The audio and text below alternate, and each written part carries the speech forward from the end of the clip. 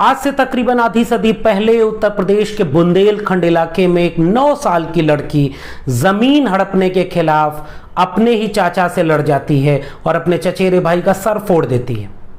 मजदूरी न मिलने पर मालिक के मकान को रातों रात ध्वस्त कर देती है। इस सब से नाराज उसके घर वाले मात्र 10 साल की उम्र में उसकी उम्र से कई गुना ज्यादा बड़े व्यक्ति के साथ जबरदस्ती उसकी शादी कर देते हैं। पति के घर पर भी वह दमन, शोषण व बलात्कार का शिकार होती है। बीमार होकर अपने घर लौटती है तो उसके पटीदार जमीन के झूठे मुकदमे में उसे फिर से फंसा देते हैं। पुलिस पकड़ कर ले जाती है तो थाने में बलात्कार का शिकार होती है। वापस आती है तो डकैतों का एक गिरोह उसका अपहरण कर ले जाता है और आपसी रंजिश में जब दूसरा गिरोह उसे अपने गांव ले जाता है तो कई दिनों तक दर्जनों लोगों द्वारा फिर से बलात्कार का शिकार होती है। उसे नंगा पूरे गांव में घुमाया जाता है। यह सब कुछ सहते हुए उसकी उम्र 20 साल से भी कम होती है। इसके बाद उस लड़की ने खामोशी से चुप रहना नहीं चुना। उसने आत्महत्या भी नहीं की, उसने चुना प्रतिरोध। और बिना मुकदमे के उसे 11 साल जेल में रखा गया। जब उसने आत्मसमर्पण कर दिया तब वह जेल से बाहर आती है और इस लोकतांत्रिक देश में चुनी हुई प्रतिनिधि बनकर संसद तक पहुंचती है, मगर इस देश ने कभी उसे स्वीकार नहीं किया। आजाद भारत में पहली बार होता है कि संसद सत्र के वक्त दिल्ली के वीवीआईपी इलाके में दिन दहाड़े उसकी गोली मारकर हत्या कर दी जाती है। अपराधी शान और शौकत से आकर कहता है कि उसने 20 साल पहले के ठाकुरों के अपमान का बदला ले लिया है। वह महिला जो एक साथ जातिवाद, सामंतवाद और पितृसत्ता से लड़ती हुई अपने मुकाम में कामयाब होती, आगे बढ़ती है, मगर इस जमाने को वह रास नहीं आती है। वह महिला जो डकैत से रॉबिन हुड तक का सफर और दुर्गा भवानी की पूजा से बुद्धिस्ट होने की यात्रा तय करती है, जिस पर दुनिया में कई किताबें लिखी जाती हैं। टाइम्स मैगजीन उसे दुनिया की विद्रोही नायिकाओं में शुमार करता है, मगर इस देश के बुद्धिजीवी तबके के द्वारा कभी वह स्वीकार नहीं की जाती है। वह महिला जो ये सवाल उठाती है कि सीता का अपहरण करने मात्र पर रावण का हर साल पुतला जलाते हो और जब मैंने अपने अपमान का बदला लिया तो मुझे डकैत कहते हो।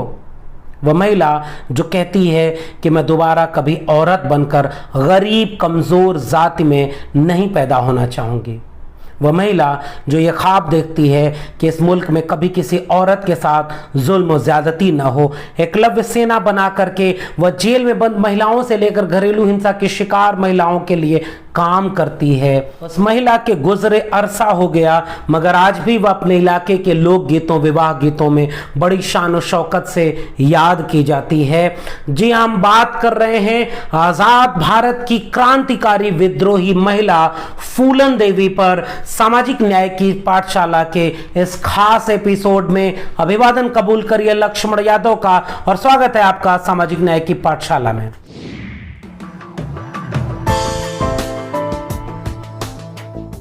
कितना खराब लगता है एक औरत को अपने रोते हुए पति को छोड़कर मरना, जबकि मर्दों को रोती हुई स्त्री को मारना भी बुरा नहीं लगता।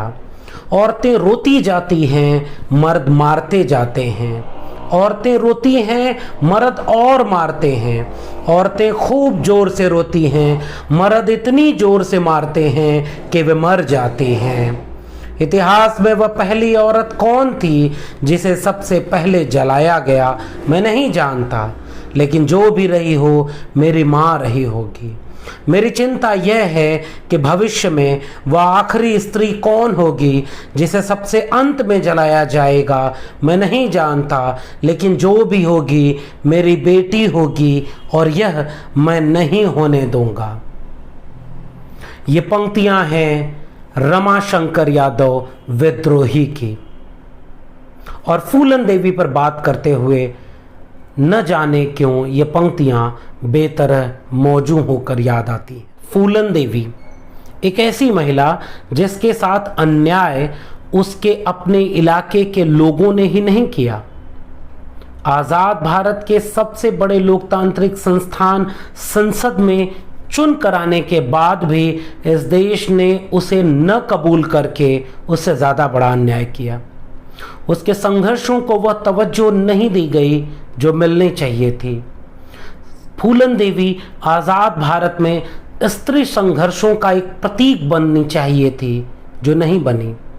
फूलन देवी को हिंसा का प्रतीक, डकैत, दास्य सुंदरी और अपराधी घोषित कर दिया गया।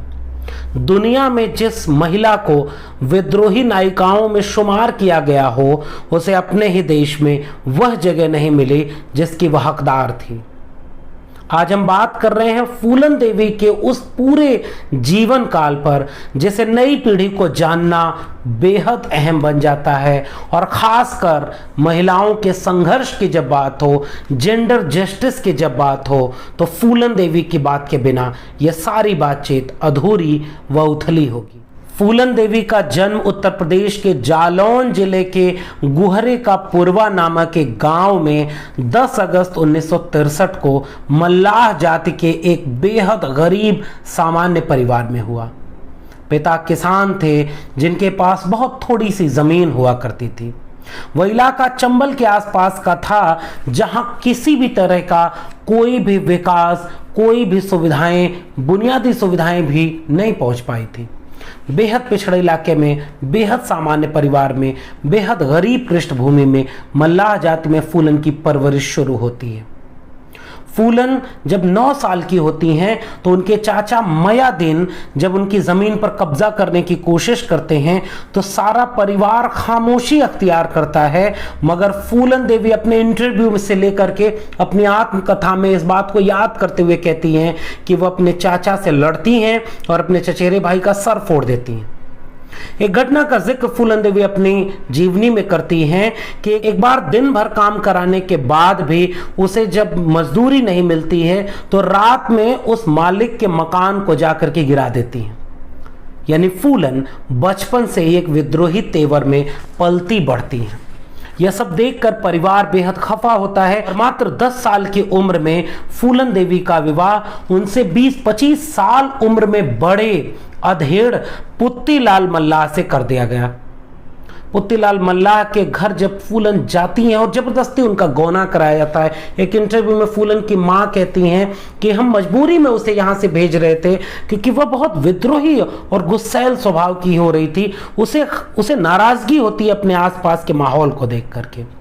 और जब पुत्तीलाल मल्लाह के घर फूलन जाती है तो वहां बहुत ज्यादा दमन, हिंसा, मारपीट के साथ साथ जबरदस्ती बलात्कार का शिकार होती है।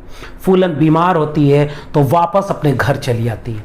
कुछ दिन बाद जब स्थिति सामान्य होती है और जब वापस अपने घर पुत्तीलाल मल्लाह के यहाँ जाना चाहती है तो उसे वहां जाकर पता चलता है कि उसने दूसरी शादी कर ली और इसे मार पीट कर भगा देता है। फूलन वापस आती है। जब फूलन अपने माँ के यहाँ रहने लगती हैं और अपने चाचा से फिर अपनी जमीन के हिस्से को लेकर के लड़ना शुरू करती हैं तो कहानी ये मिलती है कि मायादीन उन्हें झूठे मुकदमे में फिर से फंसाते हैं, पुलिस पकड़ कर ले जाती है और कई जगह यह किस्सा दर्ज है कि पुलिस थाने में भी फूलन के साथ बलात्कार होता है।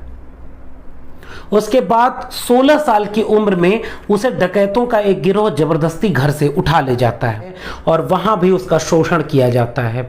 वहीं आपसी रंजिश में ठाकुर डाकुरों का एक गिरोह जिसमें श्री राम ठाकुर और लाला ठाकुर ये लोग होते हैं जो आपसी रंजिश में किसी पुरुष के हत्या का बदला लेने के लिए फूलन देवी को जबरदस्ती उठा ले आते हैं और बहमई गांव में कई दिनों तक दर्जनों लोगों द्वारा फूलन का बलात्कार किया जाता है। उसे नंगा पूरे गांव में घुमाया जाता है। फूलन अपने इंटरव्यू से लेकर के अपनी किताब में इस घटना को याद करते हुए सिहर जाती हैं और कहती हैं कि मैं पूरे गांव से मदद मांगती रही लेकिन किसी गांव वाले ने मदद नहीं की और मेरा कई दिनों तक शोषण होता रहा। मैं बेहद बीमार और टूट चुकी थी। और उसके बाद फूलन वापस जब किसी तरह भागने में सफल होती हैं तो वह डाकुओं के गिरोह के साथ, विक्रम मल्लाह के साथ और नए तरह से अपने पूरे गिरोह को एकजुट करती हैं और अपने अन्याय, अत्याचार व शोषण का बदला लेने के लिए 14 फरवरी 1981 को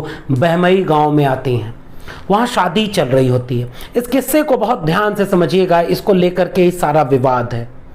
कहा यह जाता है कि फूलन निर्दोष गांव वालों की हत्या कर देती है जिसमें 22 लोग, 27 लोगों पर गोली चलती है, 21 या 22 लोगों की मौत हो जाती है। मगर जब फूलन देवी की अपनी इंटरव्यू और अपनी किताबों को पढ़ेंगे तो आपको यह पता चलेगा कि यह तथ्य छुपाया गया कि फूलन देवी लगातार उन लोगों से यह पूछती हैं कि ये ठाकुर लाला राम और श्री राम कहां हैं। आप हमारी मुखबिरी करते हो तो हमें इनका पता बता दो जितने लोगों ने हमारा बलात्कार किया।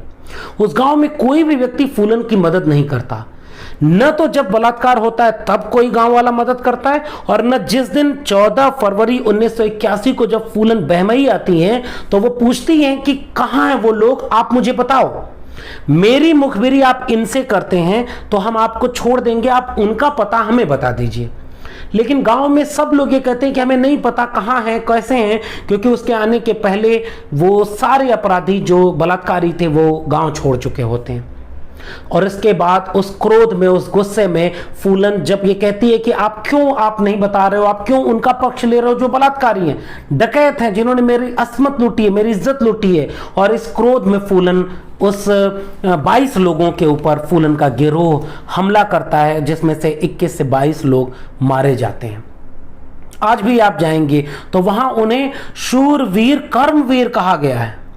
यह बात ठीक है, इस पे आप बहस कर सकते हैं कि जिन्होंने बलात्कार किया उनको नहीं मारा गया, मगर हिंसा, अपराध, इन सब का अगर समाजशास्त्री विश्लेषण अगर आप नहीं कर पा रहे तो आप किसी भी तरह से न्याय के पक्ष में नहीं खड़े हैं। जिस महिला का इतना बलात्कार हुआ वह महिला अपने इंटरव्यू में बोलती है कि मेरे पास 2 रास्ते थे, या तो मैं आत्महत्या कर लेती या तो मैं चुपचाप सब सहती और जैसे बाकी महिलाएं सह रही थी वैसे सहती। लेकिन मैंने यह समझा कि यह जो जातिवाद है, बड़ी जाति के लोग छोटी जाति की महिलाओं को वस्तु समझते हैं। फूलन अपने इंटरव्यू में यह कहती हैं कि मैं अगर नहीं बोलती तो जाने कितनी महिलाओं का शोषण होता आया था, वैसे ही जाने कितनी महिलाओं का शोषण होता चला जाता। तो प्रतिरोध स्वरूप में, प्रतिकार करते हुए मैंने उस जातीय वर्चस्व के सामंती पित्त सत्तात्मक उस पूरी संरचना पर हमला किया। और इसे यह कहा जाता है कि फूलन देवी हिंसा व हत्या की बात करती हैं। तो जो शोषण महिलाओं पर आज भी चला आ रहा है, और यह इंटरव्यू आपको जरूर पढ़ना चाहिए, बीबीसी पर यह इंटरव्यू मिलेगा जिसमें हाथरस की गैंग रेप पीड़िता जब 2020-21 में उसके परिवार वाले बात करते हैं तो वह कहते हैं कि हमें तो आज भी नहीं न्याय मिल रहा है क्योंकि हम दलित हैं, हम पिछड़े तबके के लोग हैं। अगर हमें न्याय नहीं मिला तो हम फूलन जैसा हथियार उठा लेंगे। फूलन देवी ने वह आत्मविश्वास इस देश की महिलाओं के भीतर भरा। 2 साल तक उत्तर प्रदेश और मध्य प्रदेश, राजस्थान, कई जिलों की, कई राज्यों की पुलिस फूलन को पकड़ती रही, लेकिन वो नाकामयाब थी। फूलन की तस्वीर तक पुलिस के पास नहीं थी और लगातार फूलन को अपराधी बना करके इनकाउंटर करने की कोशिश की जा रही थी। बहमई हत्याकांड के बाद उत्तर प्रदेश में वीपी सिंह की सरकार थी और वीपी सिंह ने इस्तीफा दे दिया क्योंकि वो 10 से उन्मूलन करके एक अभियान चला रहे थे। मैं फिर से कह रहा हूं, जब आप डकैती को पढ़ें, समझें तो एक बार उसका समाजशास्त्रीय विश्लेषण जरूर करिएगा कि कौन लोग डकैत बने और क्यों। क्या जाति वर्चस्व में ठाकुरों की डकैती वाला मामला, अगर सोचिए एक सामाजिक संरचना में दलित, पिछड़े, आदिवासी हैं तो वह डकैत कैसे बनेंगे पहले? यानी उनके ऊपर जाति सामंती ताकतों का दमन होता है, उसकी प्रतिक्रिया में यह किया गया। लेकिन इस देश में डकैत डकैत कहकर के, जैसे नक्सली कहकर के आदिवासियों को मारा जा रहा है, जैसे पाकिस्तानी आतंकवादी कहकर के मुसलमानों को मारा जा रहा है, वैसे ही डकैत की परिभाषा ही गलत है, विमर्श ही अधूरा है। और इसीलिए फूलन देवी के साथ कभी भी इस देश की एकेडमिया ने, इस देश के बुद्धिजीवियों ने न्याय नहीं किया। और 2 साल तक फूलन देवी लगातार छिपती रही। लेकिन जब इंदिरा गांधी की पहल पर अर्जुन सिंह की सरकार के सामने उन्होंने प्रस्ताव रखा कि वह समर्पण करेंगी, तो उन्होंने 1983 में आत्मसमर्पण करने के लिए उत्तर प्रदेश नहीं मध्य प्रदेश को चुना। और मध्य प्रदेश को चुना तो जब फूलन देवी को आत्मसमर्पण करने के लिए आना था तो उस समय लाखों लोगों की भीड़ सड़क पर आ गई। और वो लोग कौन लोग थे? वो लोग थे जो ये समझते थे कि फूलन देवी उनकी आवाज है, उनका आत्मविश्वास है, क्योंकि फूलन देवी उनके लिए रॉबिन हुड थी। फूलन देवी गरीबों, कमजोरों, मजलूमों के पक्ष में खड़े होकर के न्याय की बात करती थी। और ये सब किस्सा होता है। फूलन देवी आत्मसमर्पण करती हैं, वो अपनी शर्तें रखती हैं। इंदिरा गांधी का एक वाकया है बीबीसी पर, ये इंटरव्यू आपको जरूर देखना चाहिए। इसमें वो किस्सा मिलता है कि जो चतुर्वेदी एसपी था, वो जब जाकर के अर्जुन सिंह और इंदिरा गांधी, राजीव गांधी सारे लोग होते हैं, 1983 की बात है, जब वो उनसे कहते हैं कि ये फोटो देखिए, हमने पहली फोटो फूलन देवी के लिए, तो मैडम प्राइम मिनिस्टर कहती हैं कि यह तो बहुत सुंदर नहीं है, उसे 10 से सुंदरी कहा जा रहा था। और बाद में इस मीडिया ने यह अपमानित किया कि वह तो देखने में सुंदर नहीं है, वह तो बहुत बुरी शक्ल की है। यह जो पैट्रियार्की है, जो सुंदर होने के पैमाने तक को बताती है कि सुंदर होना गोरा होना है, सुंदर होना पतला होना है, सुंदर होना ये होना है, और करोड़ों अरबों रुपए की ब्यूटी प्रोडक्ट बेचती है, वहां फेमिनिज्म की बात फूलन देवी की इस पूरे जीवन संघर्ष के बिना उथल ही नहीं लगेगी। आत्मसमर्पण होता है 1983 में। शर्त फूलन देवी और ये रखती है कि उनके किसी भी गिरोह के सदस्य को फांसी नहीं दी जाएगी और उनको बाकायदे पूरे आत्मसम्मान के साथ उनको गिरफ्तार किया जाए और आत्मसमर्पण करने के बाद जेल में रखा जाए और उत्तर प्रदेश में न रखा जाए। तो 1983 से 1994 तक लगातार फूलन देवी जेल में रहती हैं। और याद रखें, 11 साल जेल में फूलन देवी रहती हैं, जब तक कोई मुकदमा, कोई सुनवाई नहीं होती, केवल आत्मसमर्पण किया और जेल में रखती हैं। यह है न्याय प्रक्रिया। जब भी आप इस तरह के विमर्शों पर आग बबूला हो, आपके कान से धुआं निकलने लगे कि वो हिंसा करती है, उन्होंने बेगुनाहों को मारा, तो आप ये जरा देखिए ना कि जेलों में बेगुनाह कौन लोग हैं जिनके कोर्ट मुकदमों की सुनवाई नहीं हो रही। फूलन देवी 11 साल जेल में रहीं और उनके मुकदमे की कोई सुनवाई नहीं हुई। 1994 का वक्त आता है और उस समय उत्तर प्रदेश में मुलायम सिंह यादव की सरकार, समाजवादी पार्टी की सरकार सत्ता में होती है। और वो लोग जो पहले फूलन देवी मध्य प्रदेश के जेलों में बंद थी, बाद में तिहाड़ जेल में बंद रही। और अरुंधति राय तो ये कहती हैं, और फूलन देवी की ऊपर जो किताब है, इस किताब में भी इसका जिक्र मिलता है कि फूलन देवी का यूट्रस निकाल दिया गया चुपके से जेल में, ताकि कोई दूसरी फूलन देवी न पैदा हो जाए।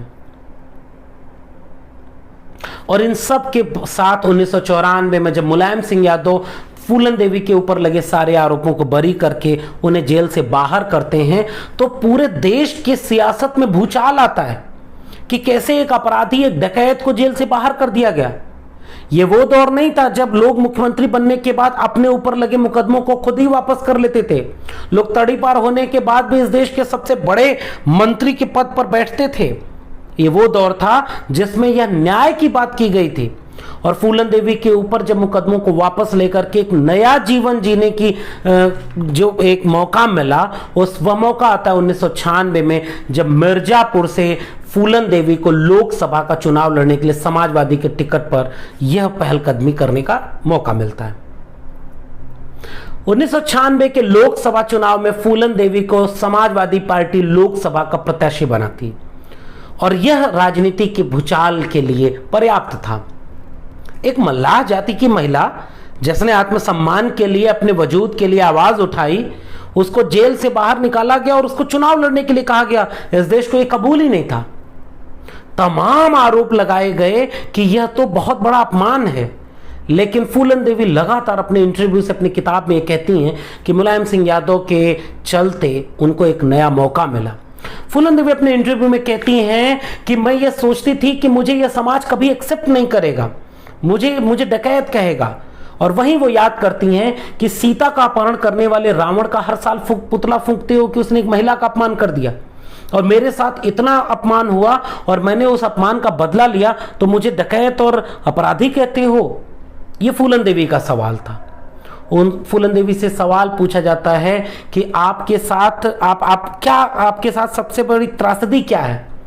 तो उन्होंने कहा कि मुझे अगर मौका मिले तो मैं फिर से एक बच्ची बनना चाहूंगी और नया जीवन जीना चाहती हूं। मैं फूलन देवी नहीं बनना चाहती और इस देश में किसी के साथ वह न हो जो फूलन देवी के साथ हुआ। ये आत्मविश्वास, ये दृष्टि थी फूलन देवी की। और 1996 के चुनाव में वह समाजवादी पार्टी के टिकट पर मिर्जापुर से चुनाव जीतती हैं और 98 के चुनाव में वो लोकसभा में हार जाती हैं। फिर 13वीं लोकसभा के चुनाव में वह फिर से जीत जाती हैं। और उसके बाद 25 जुलाई 2001 का दिन दिल्ली में संसद सत्र चल रहा होता है। वीवीआईपी इलाके में सांसद एक महिला जो सांसद के लिए जो आवास आवंटित है वहां रहती हैं और वहां उनकी दिन दहाड़े हत्या हो जाती है। कल्पना करिए कि यह सब कैसे हो गया, ये कितना आसान है। ये संसद सत्र चल रही है, वीवीआईपी इलाका, सांसदों का आवास, और लोकसभा में लंच होने के बाद जब फूलन देवी वापस अपने घर आ रही होती हैं तो वहां उनकी हत्या हो जाती है। अब हत्या के पीछे कहानी क्या कि फूलन देवी ने एकलव्य सेना बनाई थी। यहां से आपको सामाजिक न्याय की वैचारिकी समझनी चाहिए। फूलन देवी दुर्गा भवानी से होते हुए बुद्धिस्ट होने की यात्रा करती हैं। फूलन देवी पढ़ने को लालायित होती हैं। एक इंटरव्यू में कहती हैं कि मैं पढ़ना चाहती हूँ क्योंकि मैं नया जीवन जीना चाहती हूँ, मुझे किताबें पढ़ना पसंद है, मुझे लिखना पसंद है। कल्पना करिए उस महिला को जिसे ये सब मौका ही नहीं मिला गया और उसकी अस्मत को इस तरह कुचला गया गोया उसके लाइफ की कोई डिग्निटी नहीं हो। कहाँ है संविधान, कहाँ है न्याय, कहाँ है हिंसा की परिभाषाएं, वो सारे अपराधीकरण की परिभाषाएं कहाँ हैं जब ये बातें सामने आती। तो फूलन देवी एकलव्य सेना बना करके वंचितों शोषितों के बीच एक काम करना चाहती हैं। वो लगातार रामविलास पासवान के साथ, या आप राखी बांधते हुए रामविलास पासवान को इन तस्वीरों में देखिए, या मुलायम सिंह यादव को वो बार बार कहती हैं कि उन्होंने मुझे एक नया जीवन दिया। वो लगातार ये कहती हैं कि मुझे इस देश की महिलाओं के लिए काम करना है। वो जेल में बंद महिलाओं के लिए काम करती हैं, वो घरेलू हिंसा के शिकार महिलाओं के लिए काम करती हैं। तो एकलव्य सेना बना करके वो लड़कियों और महिलाओं को ताकतवर हिम्मत वाला बनाने के लिए अलग अलग देश के इलाकों में अपना काम कर रही होती हैं। उत्तराखंड की एक महिला जिसका नाम शायद सुनीता बताया जाता है, उसके साथ एक उमा कश्यप नाम का व्यक्ति उसका दोस्त आता है और जो मिलने के लिए आते हैं और कहते हैं कि ये एक व्यक्ति है जो आपके साथ काम करना चाहता है, और वह होता है शेर सिंह राणा। 25 जुलाई 2001 का दिन, नाग पंचमी का दिन। उसी शेर सिंह राणा को, ये उम्मेद सिंह ने बीबीसी के इंटरव्यू में खुद अपना ये बयान दिया है कि उसको फूलन देवी ने अपने हाथ से खीर खिलाई, क्योंकि वो 1-2 दिन पहले आ चुका था फूलन देवी के घर, जो एकलव्य सेना के साथ मिलकर के काम करने की बात कह रहा था। और जब वो उस फूलन देवी लोकसभा जाती हैं उतनी देर में ये साजिश को मुकाम दिया जाता है, और जब वापस दोपहर में अपने साथी सांसद की गाड़ी से फूलन देवी आती हैं, क्योंकि उस समय उनकी गाड़ी बनने को गैरेज में गई होती है, तो वो साथी सांसद अपने सांसद आवास के दरवाजे पर जब पहुंचती हैं तो फूलन देवी कहती हैं कि आप हमें यहीं उतार दीजिए, यहां से हम पैदल चले जाएंगे। और उसी के गेट पर वो हरे रंग की मारुति खड़ी होती है जिसमें 3 नकाबपोश व्यक्ति पहले से घात लगाए बैठे होते हैं, और फूलन देवी इधर से उतरकर पैदल आती हैं, संसद की गाड़ी निकल जाती है और इधर से ये तीनों व्यक्ति 5 गोलियां फूलन देवी पर चलाते हैं, जिसमें से 3 उनके शरीर पर लगती है और मस्तिष्क पर लगती है, और फूलन देवी की वहीं हत्या हो जाती है।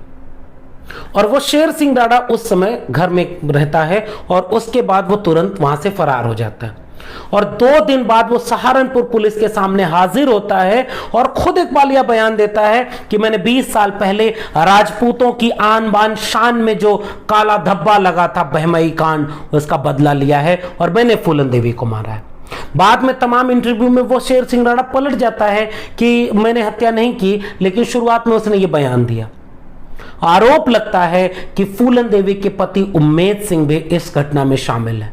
बहुत तरह के विवाद हैं, बहुत तरह की राजनीति है, मगर अफसोस की बात यह कि एक महिला जो जब तक डकैत समझी गई तब तक वो अलग तरह से साजिशों का शिकार होती रही, जेल में रही तो अलग तरह से साजिशों का शिकार होती रही, और जब वो एक नया जीवन जीना चाह रही थी, वो एक नया सफर का आगाज कर रही थी, एक तरफ वो अपनी आत्मकथा लिखवा रही थी, एक तरफ वो एकलव्य सेना के जरिए महिलाओं, लड़कियों और वंचितों के लिए काम कर रही थी, उसे साजिशन गोली का शिकार दिन दहाड़े दिल्ली के वीवीआईपी में इलाके में कर दिया जाता है। ये है इस देश का लोकतंत्र। और यहां आकर के आपसे सवाल पूछना मौजूद हो जाता है कि ऐसा क्यों है कि यह सब कुछ इतना आसानी से हो गया। मुलायम सिंह यादव के पहल पर उनके शव को उनके लोकसभा क्षेत्र भदोही ले जाया जाता है, आम जनता उनके दर्शन को उमड़ती है, तमाम बड़े बड़े नेता अफसोस जाहिर करते हैं।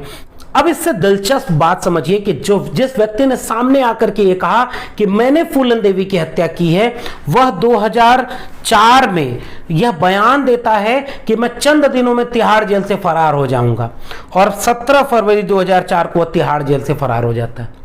एक टेम्पो आता है और वो उसमें से एक वर्दीधारी उतरता है और कहता है कि मुझे शेर सिंह राणा को पेशी के लिए ले जाना है, और तिहाड़ जेल के सारे कर्मचारी उसे दे देते हैं। यानी 17 फरवरी 2004 को घोषणा करने के बाद वो शेर सिंह राणा जेल से फरार होता है। 17 मई 2006 को कोलकाता के गेस्ट हाउस से दोबारा गिरफ्तार होता है। 14 अगस्त 2014 में दिल्ली की निचली अदालत उन्हें आजीवन कारावास देती है। अक्टूबर 2016 में दिल्ली हाई कोर्ट 50,000 के जुर्माने पर शेर सिंह राणा को जमानत दे देती है। और अखबार की भाषा देखिए, ये भाषा आपको बताएगी कि इस देश में वंचित शोषित तबके का होने के बाद अब डकैत ही रह जाते हैं। और जब यह शख्स बाहर आता है तो इसे हिंदू हृदय सम्राट कह करके सम्मानित किया जाता है। यह राजपूतों की आन बान शान होता है। यह तलवार लेकर प्रदर्शन करता है। यह इस देश में होता है। एक मल्लाह जाति की महिला जो जीवन भर जातिवाद, सामंतवाद और पितृसत्ता से लड़ने के एक प्रतीक बनती है, उसका हत्यारा इस देश में राजनीतिक पार्टी बना बना करके घूम घूम करके स्वागत सम्मान समारोह में अपने को गौरवान्वित महसूस कर रहा है। और ये भीड़ कौन लोगों की भीड़ है, यह भी आप देखिए।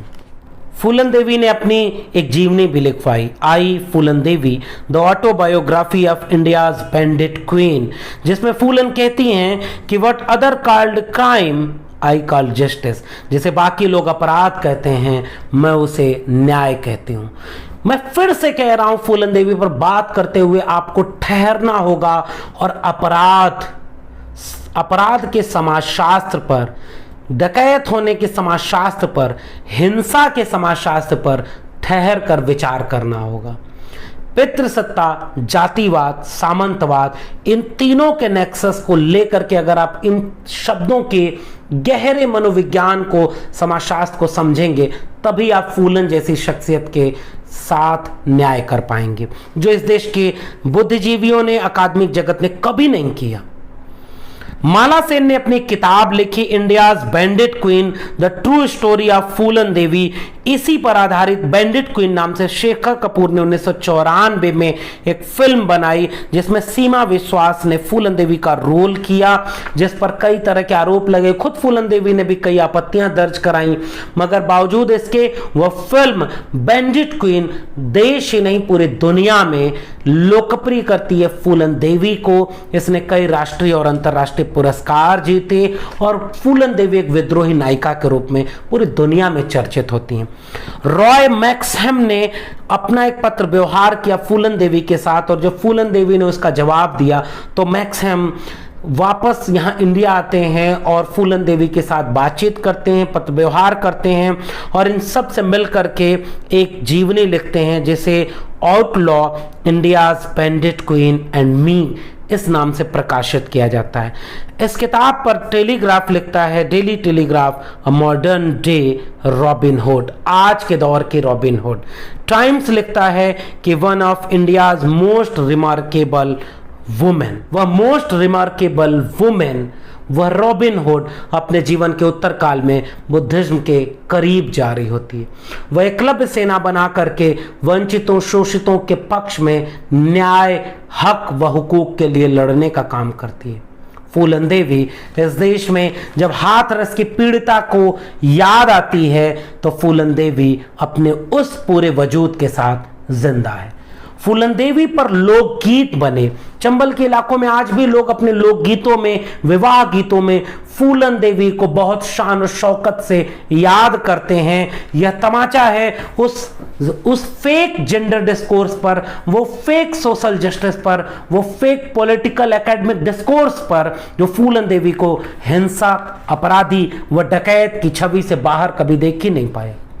दुनिया फूलन देवी को एक विद्रोही समझती रही और हमारे देश में फूलन देवी एक अपराधी ही रही।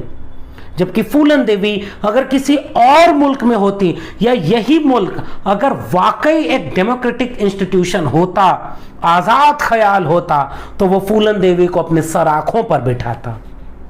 क्योंकि हिंसा की परिभाषा, दमन व शोषण की परिभाषा, आप केवल यह देख रहे हैं कि कुछ पुरुषों को मार दिया जिसको आप कह रहे हैं बेगुनाह, और आप कभी इस डिस्कोर्स में नहीं गए कि फूलन देवी और उसके लोग लगातार पूछते रहे कि आप हमारे बलात्कारियों का साथ मत दीजिए।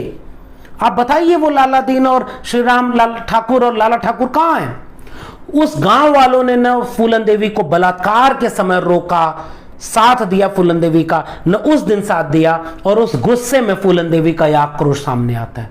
हजारों साल के संघर्षों के इतिहास में आप देखेंगे कि एक महिला जब अपने विद्रोह में आवाज उठाती है तो वो फूलन देवी बनती है।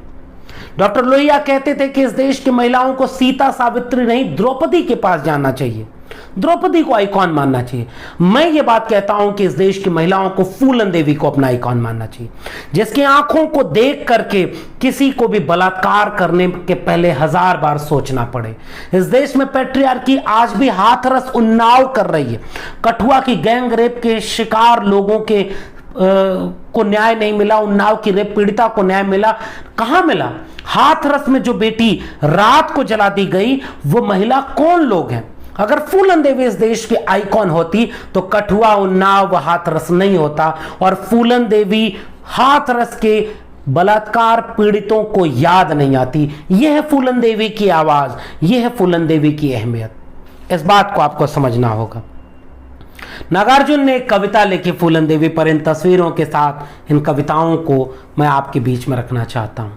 महिलाओं के मध्य छिपी है 100 डांके डाले उसने, एक एक के नाक तराशी, एक एक की कुतर गई है कान, दसियों की तो आंखें फोड़ी, बदल बदल कर घोड़े उड़ती, जिला बदलती ही रहती, फूलन देवी दुर्गा माता की बेटी है। कौन सामना कर सकता है, दाएं बाएं बीसों को डंडा करती है, कारतूसों की मालाओं से हमने उसको पहचाना था। मैनपुरी के एक गांव में ठाकुर के घर डटी हुई थी फूलन देवी, लगता था हाँ सिंह वाहिनी प्रकट हुई है मैनपुरी के एक गांव में। नागार्जुन की ये कविता बहुत कुछ कहती है। माथे पर लाल पट्टी डाले एक ऐसी लड़की जो चाहती तो आत्महत्या कर लेती और फिर जाने कितनी फूलन देवी अन्याय व शोषण का शिकार होती रहती, मगर उसने पहले बंदूक उठाई, बाद में कलम उठाई। न उसका बंदूक उठाना इस जमाने को रास आया, न उसका कलम उठाना रास आया। पहले डकैतों के हाथों उसकी अस्मत लूटी गई, उसकी आत्मसम्मान को जमींदोज किया गया, और बाद में वह जब कलम से एक नया इतिहास लिख रही थी, आजाद भारत में चुनी हुई प्रतिनिधि थे, उसे दिन दहाड़े गोलियों से मारा गया। फिर इस देश में जेंडर डिस्कोर्स कहां है? एक कविता के साथ छोड़े जाता हूं कि छोड़ो मेहंदी खड़क संभालो, खुद ही अपना चीर बचा लो, द्युत बिछाए बैठे शकुनी, मस्तक सब बिक जाएंगे, सुनो द्रौपदी शस्त्र उठा लो, अब गोविंद न आएंगे। कब तक आस लगाओगी तुम बिके हुए अखबारों से, कैसी रक्षा मांग रही हो दुशासन दरबारों से। स्वयं जो लज्जाहीन पड़े हैं वे क्या लाज बचाएंगे, सुनो द्रौपदी शस्त्र उठा लो, अब गोविंद न आएंगे। कल तक केवल अंधा राजा अब गूंगा बहरा भी है, होंठ सी दिए हैं जनता के कानों पर पहरा भी है। तुम ही कहो ये अश्रु तुम्हारे किसको क्या समझाएंगे, सुनो द्रौपदी शस्त्र उठा लो, अब गोविंद न आएंगे।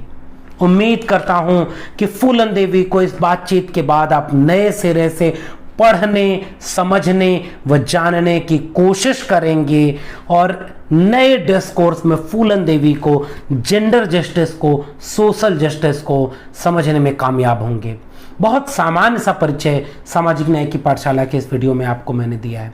आपको ये बातचीत कैसी लगी नीचे कमेंट बॉक्स में जरूर बताइएगा। अगर आपको ये बातचीत पसंद आ रही तो इसे शेयर करिए, लोगों तक पहुंचाइए, ताकि लोग समझ पाएं कि उनका अतीत किन शानदार पन्नों से लिखा गया है जो उन तक नहीं पहुंचने दिया जा रहा है।